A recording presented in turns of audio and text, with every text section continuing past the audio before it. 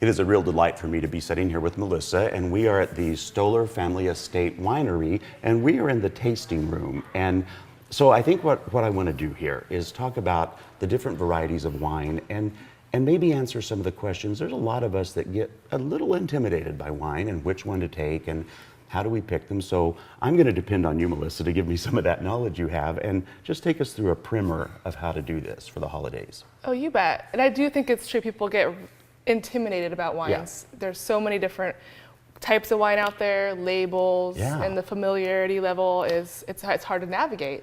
And when you're going for the holidays to someone's celebration or party, you want to be confident that you're selecting a good wine to bring with you. How would you suggest to start? Like, should you find out are they serving turkey? Are they serving ham? I mean, what would be some like the first steps to begin the process? I think the number one first step to remember is to be confident and bring something that you like to drink. Okay, that makes a lot of sense. And just start there and say, hey, I like this wine. I want to share it with my friends and family. And just everybody has a different palate and different tastes. Because then you could stand behind it and you say, you know, it might not be right or wrong, but it's really, I like this a lot myself. Absolutely. If you enjoy drinking it, I highly suggest sharing it. So that's, to me, the number one starting point. And from there, I think we're lucky here in the Willamette Valley to be sitting in the backyard of some of the most food-friendly wines on the planet. So that's the place to start looking and going to the wines that we grow here, starting with Chardonnay. I think Chardonnay is extremely food-friendly. And tell me why. What does that mean? Sure. Well, Chardonnay has a lot of nice fruit, generally has great acidity and some spice. And what I think Chardonnay pairs well with, cream-based dishes, soups. A lot of holiday tables have, you know, cream of mushroom soup, cream of whatever, some pumpkin, anything soup. Baking spices and cheeses, especially goat cheeses, really complement Chardonnay and vice versa. So that's a nice go-to. Bringing in a well-made bottle of Chardonnay to any table is, I think, a slam dunk right there. And like, I'm a big fan of Cabernet. So if I like that and I take it, what would I be thinking about if I'm picking that one out?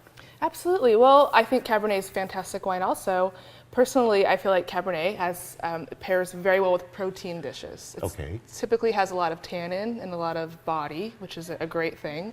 And that tannin interacts best when you have some protein with it. It helps really soften and kind of buffer that. Yeah. For instance, any kind of meat dishes, cheeses, blue cheeses and things like that go very well with Cabernet.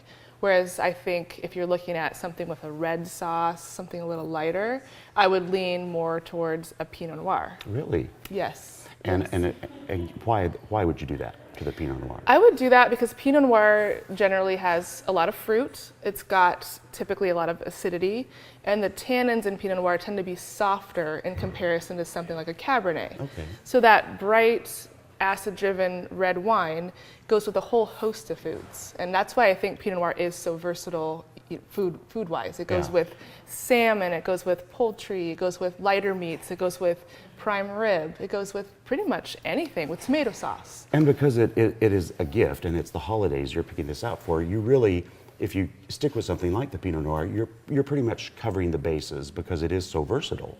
I strongly believe that. Yeah, it's versatile with the table. It's a lot of times a local product, or even if it's not local. It's just one of those, I think, universal food-friendly gifts. Okay, now let's think past the holidays about perhaps to like New Year's. What if people like a little bubbly? Is there some suggestions for picking those out? Absolutely. There's a whole host of things. I mean, you can go domestic. There's some very affordable bubblies that you can get. There's some New Mexico bubblies, Cruet.